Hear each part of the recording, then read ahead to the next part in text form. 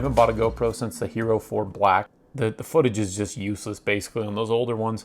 So I kind of gave up on GoPro just because when you're filming something with like a mirrorless camera and then you have some drone shots and you have a GoPro shot, it just looks awful. It makes the whole thing look bad. It's worse than a cell phone in my opinion. So anyway, while the premise of a GoPro has always been really cool, for trail use I've found them to be useless in the past. These new ones, you get them for about 300 bucks plus 50 for the GoPro yearly subscription. And what that covers is unlimited cloud storage, and you get discounts on accessories and stuff, but it also covers replacement of the GoPro. The replacement warranty is awesome for the off-road crowd just because if this falls off and goes under a tire, they say that they're going to replace it, no questions asked. It doesn't have a case. It actually is waterproof just like this. You can get a case if you want to protect it further. The lens is replaceable. There's different mods that are going to be coming out, but that's also cool in case that does get scratched up. You can replace it. It's got both a front screen and a rear screen, and the front screen is not a touch screen, but the rear is a touch screen.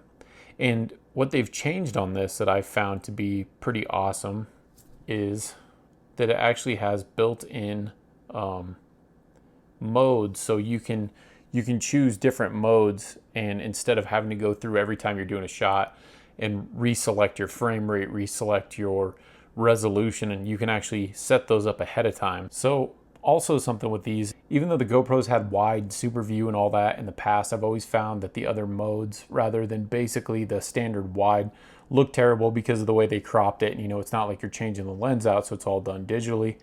But I did find with this camera, after carrying it around for 5 days while I was hunting, that it's actually both the camera, like the photos and the video, are really outstanding as far as I'll do a quick shot here of, this is the narrow field of view. You know, I have artificial light. These aren't going to do, of course, these aren't going to do that well inside or around a campfire or something like that. They just have too small of a sensor, so don't get too excited. But this is in front of artificial light, but they do a lot better than I would have expected. So let's see a quick shot here of, this is the narrow field of view. That's the wide mode, of course. You know, it's pretty standard for what GoPro has always been. But part of the reason that I find this to be so appealing, and you know, like I said, I've used this for, I've had this on the trails now. I've had it on a window. I had this mounted to the outside of the FJ. I used it strapped to my binocular pack for 5 days while hunting in the mountains. And we hiked like 40 miles and I had this thing strapped to me. And I was very impressed with it, almost to the point where because we were backpack hunting, I almost wished I didn't carry my A7 III that I'm filming with right now, just to save weight because I was just so exhausted. I think between this and my phone, I would have been plenty happy with the photos that I got. Of course, taking the A7 for the few shots that I did get with it, they're outstanding. But I think these have finally gotten to the point where they take photos well enough in the day that it's actually a useful camera. I've never seen these as a very useful camera just because they were so limited on the older models. But this is finally a very, very useful camera for traveling, in my opinion. One of the greatest things about these now is, of course, the Hyper Smooth. And these new ones, the 9 Black has Hyper Smooth 3.0. But what Hyper Smooth does is it just smooths out your video. So on the older GoPros, whenever you'd put this on the bumper, you'd have that vibration the whole time. This actually corrects that.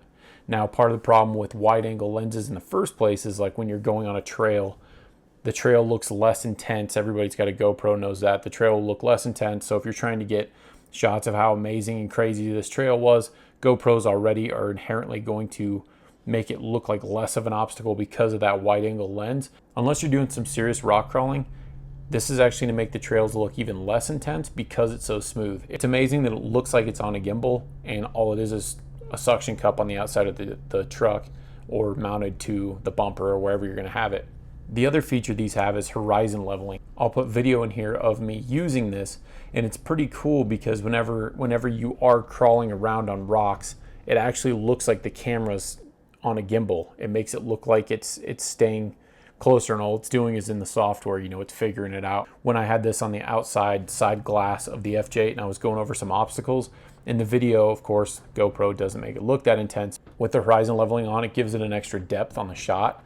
And so whenever this thing is sitting here going like this and it's fixed on the side of your vehicle, the view is going to be perfectly straight, and I'll include that footage. One of the other new modes, this might have been on the 7 and A2, but it's got time warp. What time warp is it's basically just a time lapse mode. I drove over Independence Pass with this mount on the outside of the vehicle. It normally takes like an hour or so to get over that pass. It shrinks it down into a smaller video file automatically, so you don't have to take all the images and put them together. And then you also get that horizon leveling feature as well, which is pretty cool. So this breaks it down into a little bit more of an interesting video. There's a USB-C underneath the battery cover, so you can power this while you're recording if it's mounted to your dash or something. It goes up to 5K, which if you're going to use that, great. 4K is about as good as I need. And so I've got all my settings pretty much at 4K. I was impressed enough with this camera that I thought I should do a review on it specifically for the off-road crowd. As a general travel camera, I think this thing is a winner, just because there's so many people that just want to buy one camera that can kind of do everything. And I've been using this for things that I normally haven't even considered a GoPro for in the past. It really has been a significant improvement. The front screen for the selfie feature, it really is nice for just like setting up a shot. If you have this facing inside of the cab of the vehicle, it is nice being able to see what's going on. You can choose if this is a full screen, if it's off. You can turn off the audio, you can turn off the beeps, just like you always can. And so you can also turn off the screens if you don't want those burning up your battery. These also have a Hindsight feature. And what that means is if you turn that option on, it'll record basically nonstop. And so say you have this mounted to your dash and the Jeep in front of you the rear tire comes off the ground or something like that, and you didn't have your camera on. As soon as you see that, assuming your camera's pointed at them through the windshield or something, you can press the shutter button and it will have recorded 30 seconds prior to that. And basically the way it's working is it's just recording constantly, dumping that information.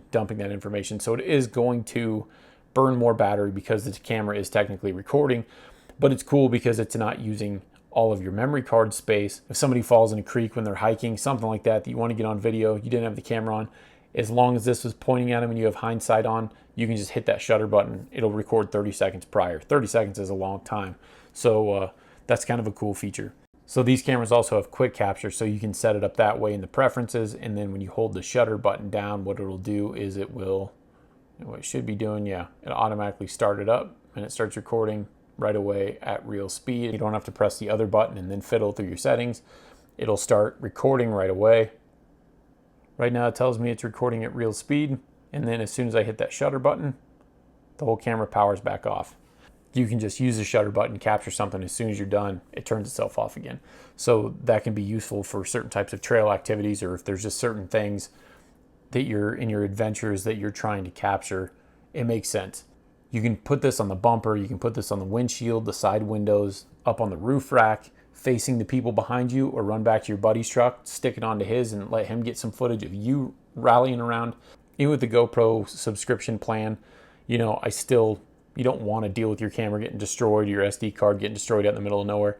So what I did, because I've always had issues with putting one of these on the outside of a vehicle, especially on bumpy roads, there's a company called T-Rain that makes a retractable leash, and it's a pretty heavy duty retractable leash, and I'll put a link in so you guys can find what I'm talking about. But what you can do for your suction cup mount, or however you're mounting it, especially with the suction cups, you'll just put this around it and then hook it to your roof rack or something like that. So it's enough tension to where it won't interfere with the camera moving around and vibrating like it normally would, but it's enough tension to where if the suction cup falls off, your camera's not going to hit the ground and go underneath the tire while you're out in the middle of nowhere. All in all, I think this is the most useful GoPro for off-roading that they've come out with in a long time. And so I just kind of wanted to share some insight on that for the people that might be looking and wondering if it's worth upgrading, especially if you're using an older GoPro. This is actually an exceptional little camera. Going down a trail, this thing looks incredible. It does incredible. I don't think anybody's going to be disappointed with this thing. That's my impression of the GoPro Hero 9 Black. I'm very happy with this camera. Zero regrets buying this. I'd already planned on buying a new action camera this winter anyway. I was going to get the DJI, but this came out, and honestly, I think this is the best I could have done. So if you have any questions, drop them below.